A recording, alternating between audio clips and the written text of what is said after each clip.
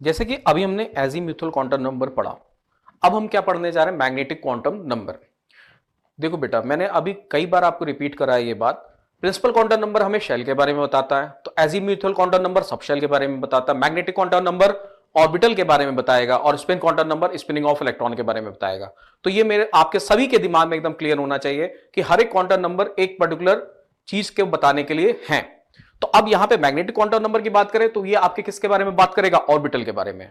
तो magnetic quantum number को small M से रिप्रेजेंट किया जाता है। अब ये बताता क्या है, ये बताता है कि number of orbitals in a subshell, किसी भी सबशेल के अंदर कितने ऑर्बिटल हुए।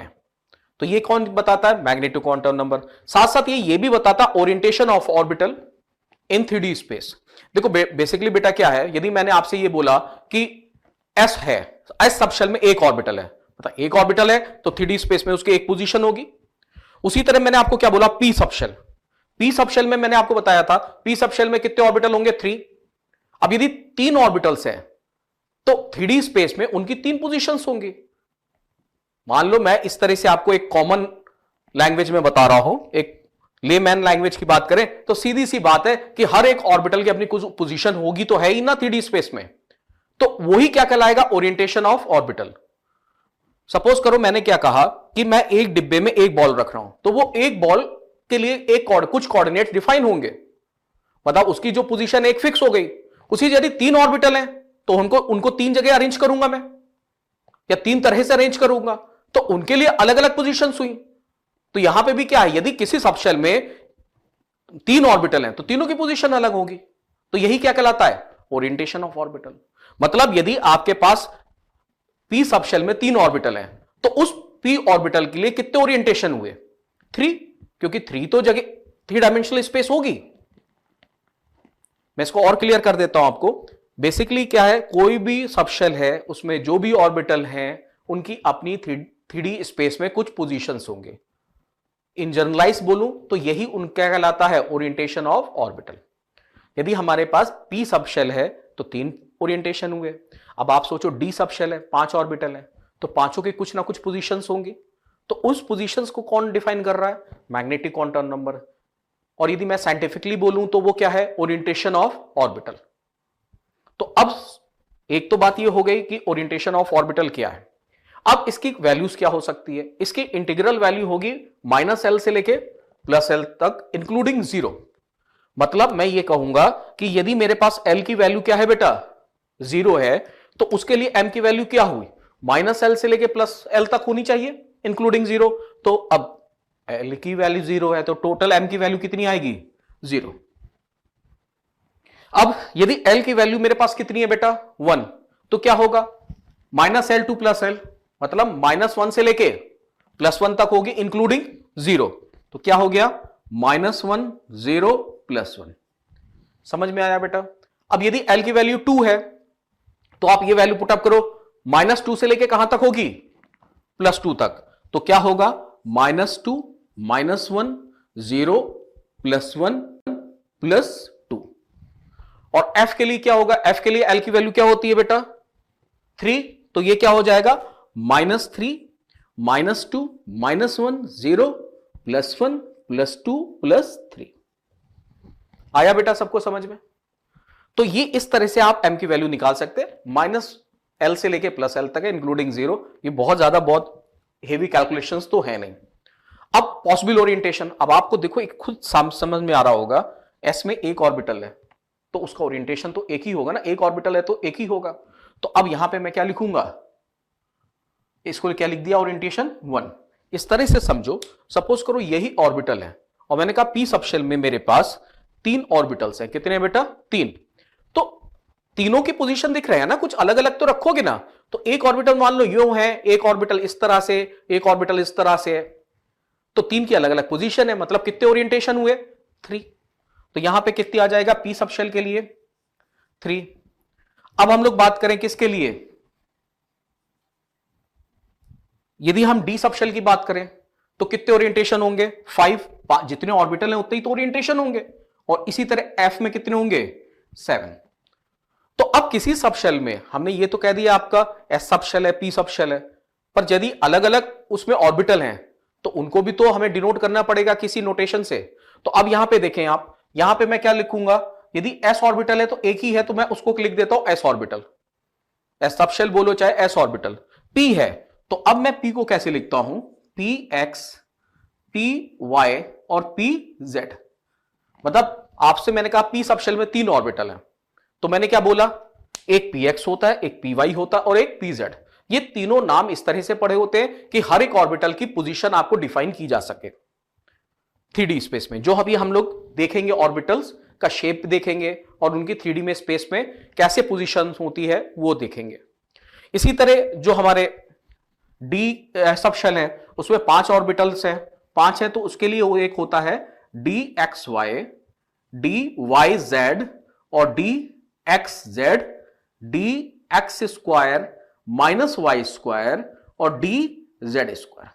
मतलब मेरे पास जो 5 ऑर्बिटल हैं उनके नाम क्या हैं, किससे डिनोट कर रहे हैं, d x Y, D Y z, D x Z, D x square minus Y square और डी जेड स्क्वायर। उसी तरह जो एफ है, मैं फिर से आपको बोलूंगा, चूंकि आपके एफ आपके सिलेबस में नहीं है तो यहां पे हम कोई इसका नाम नहीं लिख रहे हैं। तो अब यदि आप ओवरऑल देखें तो मैंने आपको क्या बताया, मैग्नेटिक क्वांटम नंबर, ये आपको ओरिएंटेशन ऑफ ऑर्बिटल के बारे में बताता है, ये आपको number of orbital in a subshell बताता है, ये आपको क्या बताता है कि किसी भी एल वैल्यू के लिए क्या क्या एम वैल्यूज हो सकती हैं और उसके पॉसिबल ओरिएंटेशन क्या क्या हो सकते हैं। अब इसकी वैल्यूज क्या होंगी, पॉसिबल वैल्यूज मैंने आपको बताया, इंटीग्रल वैल्यू होती है -L से लेके +L तक इंक्लूडिंग 0। मतलब आप ये कह सकते हैं कि जो m की वैल्यू है वो किस पे डिपेंड कर रही है, l की वैल्यू पे। जिस तरह से l की वैल्यू n पे डिपेंड कर रही थी उसी तरह आपकी m की वैल्यू किस पे डिपेंड करती है, l की वैल्यू पे। और जैसे कि मैंने आपको पहले बताया था, किसी भी ऑर्बिटल में मैक्सिमम कितने इलेक्ट्रॉन हो सकते हैं, 2। किसी भी शेल में कितने ऑर्बिटल्स हो सकते हैं, n स्क्वायर। किसी भी सबशेल में कितने ऑर्बिटल हो सकते हैं, 2l+1। यहां तक बेटा समझ में आ गया। तो ये एक बहुत बेसिक सी बात है, क्या मैग्नेटिक क्वांटम नंबर्स क्या होते हैं। जैसे कि अभी हमने मैग्नेटिक क्वांटम नंबर पढ़ा तो उसमें हम ऑर्बिटल के बारे में बात कर रहे थे, तो यहां पे एक टर्म आता है डीजेनरेट ऑर्बिटल। अब सपोज करो बेटा मेरे पास कोई डी सबशेल है, क्या है, डी सबशेल। अब डी सबशेल का मतलब क्या हुआ बेटा कि इसमें 5 ऑर्बिटल हैं। अब मैंने 5 ऑर्बिटल्स को इस तरह से रिप्रेजेंट किया, ये मैंने क्या कर दिया, 5 ऑर्बिटल को इस तरह से रिप्रेजेंट कर दिया। तो अब क्या होगा, ये जो सबशेल है, इस सबशेल के अंदर ये जितने भी ऑर्बिटल्स हैं, चाहे ये ऑर्बिटल हो, चाहे ये ऑर्बिटल हो, चाहे ये ऑर्बिटल हो, ये ऑर्बिटल और ये ऑर्बिटल, ये सभी की एनर्जी क्या होगी, बराबर होगी। और एनर्जी बराबर है तभी तो मैं इसको यूं करके दिखा रहा हूं एक साथ। एक साथ इनको क्यों दिखा रहा हूं, क्योंकि इनकी एनर्जी क्या है, बराबर है। तो यहां पे हमने क्या बोला, ऐसे ऑर्बिटल्स जिनकी एनर्जी सेम होती है उन्हें कहा जाता है डीजेनरेट ऑर्बिटल्स। क्या कहा जाता है, डीजेनरेट ऑर्बिटल्स। अब यदि मैं आपसे कहूं कि ये थर्ड शेल का ऑर्बिटल्स है, किसके हैं बेटा, थर्ड शेल के, इसका मतलब ये सारे ऑर्बिटल किससे एसोसिएटेड हैं, थर्ड शेल से एसोसिएटेड है। तो मैं यदि इसके लिए n की वैल्यू लिखूं तो ये भी थर्ड शेल से एसोसिएटेड ऑर्बिटल हुआ, ये भी थर्ड शेल से एसोसिएटेड ऑर्बिटल हुआ, ये भी थर्ड शेल से एसोसिएटेड ऑर्बिटल हुआ, ये भी थर्ड शेल से एसोसिएटेड ऑर्बिटल है, ये भी ऑर्बिटल थर्ड शेल से एसोसिएटेड है। और आपको बताया था चूंकि ये डी सबशेल है तो डी सबशेल है, इसके लिए मतलब सबशेल की वैल्यू कितनी होगी, 2 होगी। सबशेल की वैल्यू क्या होगी, 2। तो आपने देखा इस ऑर्बिटल के लिए ये दोनों वैल्यू 3 और 2 आ रही हैं, इस ऑर्बिटल के लिए ये दोनों वैल्यू 3 और 2 आ रही है। मतलब इन पांचों ऑर्बिटल के लिए इस जो n की वैल्यू है वो आपस में सेम है। उसी तरह इन पांचों ऑर्बिटल के लिए l की वैल्यू भी आपस में क्या है, सेम है। तो यदि हम ये कहें एक जनरलाइज फॉर्म में बोले, डीजेनरेट ऑर्बिटल क्या होते हैं, डीजेनरेट ऑर्बिटल्स क्या है, same energy orbitals are termed as degenerate orbital. अब उसको और आगे एक्सप्लेन करें तो मैं ये कहूंगा कि यदि किसी भी ऑर्बिटल्स के लिए n की वैल्यू आपस में सेम हो, l की वैल्यू आपस में सेम हो, तो उन सबकी एनर्जी बराबर होती है, उन सबकी एनर्जी बराबर होती है जब तक कि आप कोई एक्सटर्नल मैग्नेटिक और इलेक्ट्रिकल फील्ड नहीं लगाते। देखो इलेक्ट्रॉन्स क्या है, चार्ज पार्टिकल है। यदि आप बात करें ऑर्बिटल की तो ऑर्बिटल क्या है, it is a 3 dimensional space around the nucleus where the probability of finding electron is maximum. It means orbital भी क्या है, इलेक्ट्रॉन डेंसिटी है. तो अब यदि वो चार्ज पार्टिकल है और इलेक्ट्रॉन डेंसिटी है वो, तो अब वो क्या होगा, मैग्नेटिक और इलेक्ट्रिकल फील्ड में अट्रैक्ट या रिपेल होगा. तो यहां पे वही कहा गया, यदि आपके ऑर्बिटल्स के लिए n की वैल्यू सेम हो, l के लिए वैल्यू सेम हो, तो उनकी एनर्जी सेम होगी जब तक कि आप कोई एक्सटर्नल इलेक्ट्रिकल और मैग्नेटिक फील्ड नहीं लगाते. बट इन जनरलाइज फॉर्म में कहें तो सेम एनर्जी ऑर्बिटल्स को क्या कहा जाता है, सेम एनर्जी ऑर्बिटल्स को हम डीजेनरेट ऑर्बिटल बोलते हैं. यहां तक बेटा सबको समझ में आ गया. अब आता है अगला स्पिन क्वांटम नंबर. मैंने आपको जैसे बताया था कि जब इलेक्ट्रॉन मूव करता है न्यूक्लियस के चारों ओर, तो वो अपनी एक्सिस के चारों ओर भी, जैसे सपोज करो ये एक्सिस है इलेक्ट्रॉन की, तो अब क्या होता है जब इलेक्ट्रॉन मूव कर रहा है न्यूक्लियस के चारों ओर, तो वो अपनी एक्सिस के चारों ओर भी इस तरह से घूमता रहेगा. जैसे कि ये हो रहा है, ये चल भी आगे रहा है और घूम भी रहा है अपने एक्सिस के चारों ओर. तो ये क्या कहलाता है, स्पिनिंग ऑफ इलेक्ट्रॉन.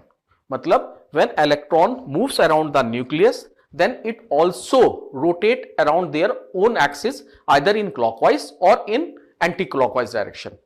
वो जैसे मैंने लिखा, while moving around the nucleus, the electron always spin about its own axis either in clockwise or anti-clockwise direction.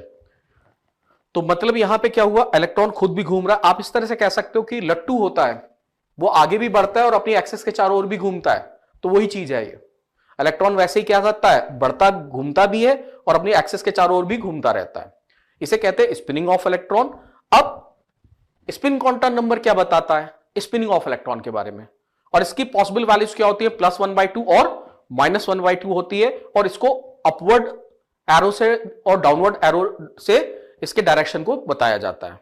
मतलब यदि हम सपोज करो क्लॉकवाइज ले रहे हैं, तो हम उसके लिए क्या कहेंगे, अपवर्ड डायरेक्शन लगा का एरो यूज कर लिया. एंटी क्लॉकवाइज के लिए डाउनवर्ड का यूज कर लिया. पर ये कोई फिक्स नहीं है कि आप अपवर्ड केवल क्लॉकवाइज के लिए यूज करोगे. आप किसी के लिए, दोनों में से किसी के लिए भी यूज कर लें, कोई फर्क नहीं पड़ता. ये कोई डिफाइन नहीं है. बस आपको क्या करना, एक रिप्रेजेंटेशन देना था कि जब मैं इलेक्ट्रॉन्स को ऑर्बिटल में दिखाऊंगा भर के, तो मुझे क्या बताना पड़ेगा कि उसका डायरेक्शन बताना पड़ेगा. तो मैं कहूंगा कि भैया एक अपवर्ड भी हो सकता है और एक दूसरा डाउनवर्ड भी हो सकता है. मतलब एक क्लॉकवाइज घूम सकता है और दूसरा एंटी क्लॉकवाइज घूम सकता है.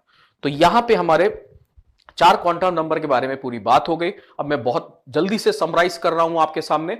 समराइज क्या कर रहा हूं, जो आपका प्रिंसिपल क्वांटम नंबर है उसको n से रिप्रेजेंट करते हैं, और वो बात करता है किसके बारे में, शेल के बारे में बात करता है. किसके बारे में बात करता है, शेल के बारे में बात करता है. उसी की तरह यदि हम एजीम्यूथल क्वांटम नंबर के बारे में बात करें, तो एजीम्यूथल क्वांटम नंबर किसके बारे में बात करता है, सबशेल के बारे में. उसकी परमिसिबल वैल्यूज क्या होती है बेटा, आपको बताया था 0 से लेके n-1 तक. उसी तरह मैग्नेटिक क्वांटम नंबर जो होता है, इसको m से रिप्रेजेंट करते हैं, और ये आपका क्या बताता है, ओरिएंटेशन ऑफ ऑर्बिटल के बारे में बात करता है. मतलब एक तरह से ऑर्बिटल के बारे में बात कर रहा है. और इसके लिए किसी भी सबशेल के अंदर ऑर्बिटल्स के नंबर आपको निकालना हो, तो ये क्या होता है, -l से लेके +l तक होता है. यहां तक समझ में आ गया. और टोटल नंबर ऑफ ऑर्बिटल्स कितने होंगे किसी सबशेल में, 2l+1. तो मैग्नेटिक क्वांटम नंबर की जो वैल्यू आती है किसी भी सबशेल के लिए, वो -l से +l तक होती है. इंटीग्रल वैल्यूज है इंक्लूडिंग 0. और डीजेनरेट ऑर्बिटल्स क्या होते हैं, सेम एनर्जी ऑर्बिटल्स को कहा जाता है degenerate orbitals. Spin quantum number किसके बारे में बताता है, स्पिनिंग ऑफ इलेक्ट्रॉन के बारे में बताता है, और इसको s से डिनोट करते हैं. और इसके लिए जो वैल्यूज होती है +1/2 और -1/2 होती है. तो ये आपके मैंने समराइज करे आपके चारों क्वांटम नंबर. अब हम इसके एक आध एग्जांपल्स कर लेते हैं. जैसे कि हम लोग चारों क्वांटम नंबर के बारे में बात कर चुके हैं, तो एक मैं अच्छी इलस्ट्रेशन ले रहा हूं जिसके आपको सब क्वांटम नंबर के बारे में थोड़ी सी और अच्छी नॉलेज हो जाएगी. सपोज करो मैंने किसी भी एटम के बारे में बात करी और उसके लिए n की वैल्यू 1 ले ली. उसके लिए एटम के अंदर n की वैल्यू 1 ले ली. तो अब यदि n की वैल्यू 1 है, तो उसके लिए l की वैल्यू क्या होगी बेटा, l की वैल्यू आपकी क्या होगी बेटा, 0. यही तो आएगी. 0 कैसे आएगी, 0 से लेकर n-1 तक थी, तो क्या आएगी, 0 वैल्यू आ गई. यहां तक क्लियर है बेटा. अब इसके लिए आपके लिए पास m की वैल्यू क्या थी, m की वैल्यू भी क्या आती है, 0. -l से लेके +l तक है. और यदि हम s की बात करें, तो मैक्सिमम इलेक्ट्रॉन कितने आ सकते हैं, 2. और आपकी इसकी वैल्यूज क्या होंगी, +1 -1/2, +1/2 और -1/2. ये तो एकदम क्लियर हो गया. अब सपोज करो मेरे पास n की वैल्यू 2 है, मतलब अब सेकंड शेल की बात कर रहा हूं, किसकी बात करने जा रहा हूं आपके सामने, सेकंड शेल के बारे में बात करूंगा। तो सेकंड शेल के लिए मेरे पास इसकी वैल्यूज क्या होंगी, एक तो 0 आएगी और दूसरी 1, 0 से लेके n-1 लोगे ना, तो सेकंड के लिए क्या होगी, एक तो 0 वैल्यू आएगी, दूसरी 1 वैल्यू आएगी। अब यदि ये 0 वैल्यू है तो m की वैल्यू 0 ही रहेगी, और इसका मतलब इसमें s की वैल्यू कितनी आएगी, +1/2 -1/2। मैंने कहा सारे ऑर्बिटल भरे हुए हैं। और यदि हम बात करें l की, तो l की वैल्यू कितनी आ रही है, 1, तो मतलब इसके लिए अब कितनी वैल्यू आएगी, -1, 0 और +1। आ गया बेटा। अब यहां पे क्या है, -1 है तो इस ऑर्बिटल में 2 इलेक्ट्रॉन होंगे, इसमें भी क्या होंगे बेटा, 2 इलेक्ट्रॉन होंगे, इसमें भी क्या होंगे, 2 इलेक्ट्रॉन होंगे। तो इस तरह से आपने क्या देखा कि आपने इस तरह से बना लिया। अब इसी तरह आप थर्ड शेल के लिए भी बना सकते हैं। यदि मैं थर्ड शेल की बात करूं तो थर्ड शेल में पॉसिबल वैल्यूज क्या होंगी, 0, 1 और क्या होगी बेटा, 2 होगी। यही तो वैल्यूज आएंगी बेटा आपके, 0, 1, 2। अब यदि 0 है तो m की वैल्यू 0 ही रहेगी, और इसके में 2 इलेक्ट्रॉन +1/2 और -1/2। अब 1 है तो क्या आएगी, -1, 0 वैल्यू और +1। इसी तरह 2 है तो -2, -1, 0, +1 और +2।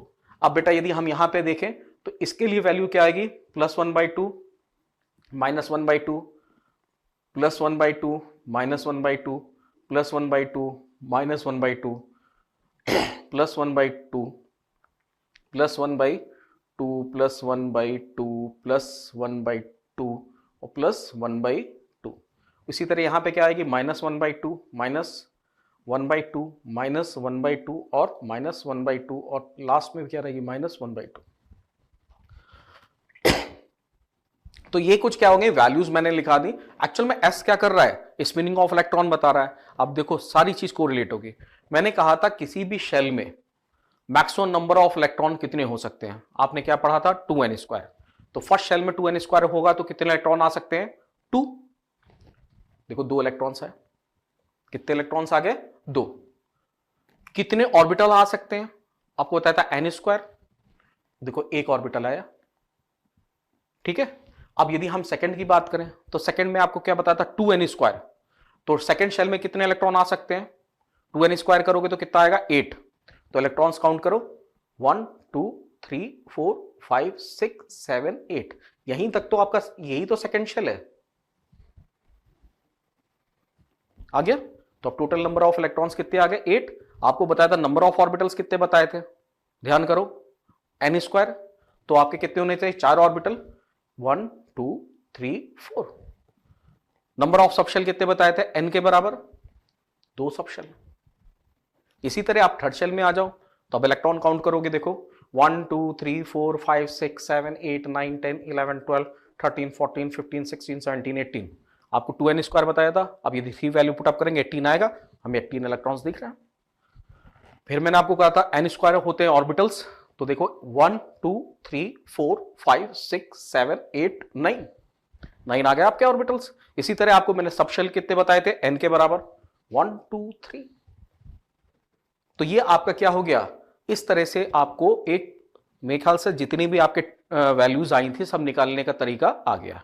चलो बेटा हम लोग कुछ और इलस्ट्रेशंस कर लेते हैं। मैंने यहां पे लिखा, find the maximum number of electrons, maximum number of electrons in 5th shell.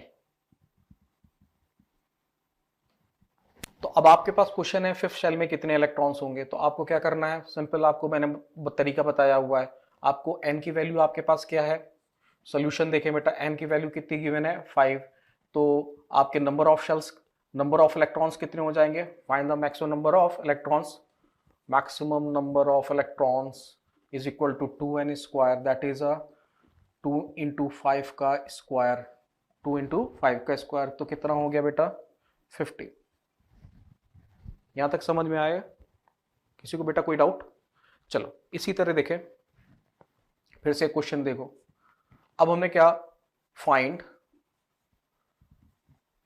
The values of values and number of subshell in fourth या थर्ड शेल कर लेते हैं, थर्ड शेल। अब यदि हम लोग थर्ड शेल की बेटा बात करें, और इसमें आप दो टर्म मैंने यूज किए, वैल्यू और नंबर, इनमें डिफरेंस समझना बेटा थोड़ा सा। यहां पे हमने क्या कहा, थर्ड शेल में कितने नंबर ऑफ सब शेल्स होंगे, मैंने आपको बताया था कि कितने होते हैं बेटा, maximum number of shell, subshell कितने होंगे,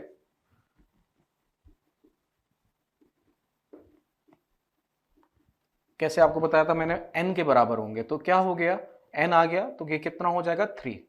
इसका मतलब मेरे पास कितने होंगे, 3 सब शेल होंगे।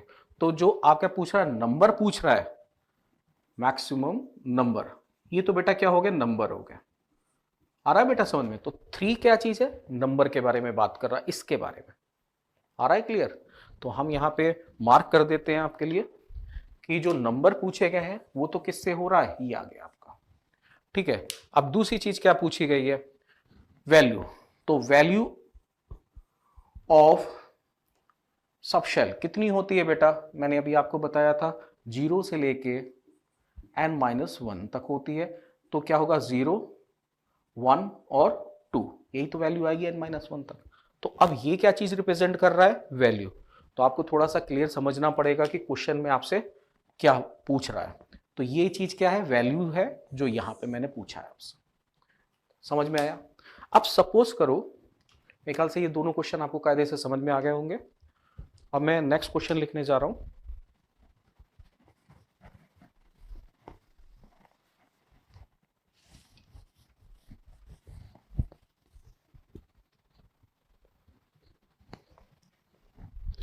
नेक्स्ट क्वेश्चन देखें बेटा, find the maximum number of electron in 3D subshell. अब आप कहेंगे कि 3D का मतलब क्यों है, क्योंकि अभी तक मैंने आपको कोई लिखने का तरीका तो बताया नहीं है। तो बेटा 3D का मतलब ये हुआ कि थर्ड शेल है। कौन सा शेल है, थर्ड। तो ये जो पहली चीज है वो n के बारे में बात करता है, दूसरा किसके बारे में बात करता है, l के बारे में। तो यदि मैं सोल्यूशन यहां पे इसका देखूं, तो मेरे को अब 3D की बात, ये तो n है ना बेटा, तो और आपके पास l की वैल्यू कितनी है यहाँ पे, 2। यदि d लिखा है तो इसकी वैल्यू क्या होगी, 2। तो अब यहां पे ध्यान रखना, 4D हो, 3D हो, 5D हो, इनसे यदि मैं आपसे पूछ रहा हूं कि सबशेल में कितने इलेक्ट्रॉन्स हैं, तो आपको सबशेल पे ध्यान देना पड़ेगा, n की वैल्यू पे ध्यान नहीं देना है। तो सबशेल क्या है बेटा, d है, और d में l की वैल्यूज कितनी है, 2। तो अब आपको मैंने बताया था मैक्सिमम नंबर ऑफ इलेक्ट्रॉन्स कितने होते हैं, maximum number of electron in subshell is equal to 2 into 2l plus 1, आपको बताया था, that is 2 plus 2 into 2 plus 1। तो ये आपके कितने आ गए, 10। समझ में आ गया बेटा क्लियर क्वेश्चन? देखो मैंने आपको ये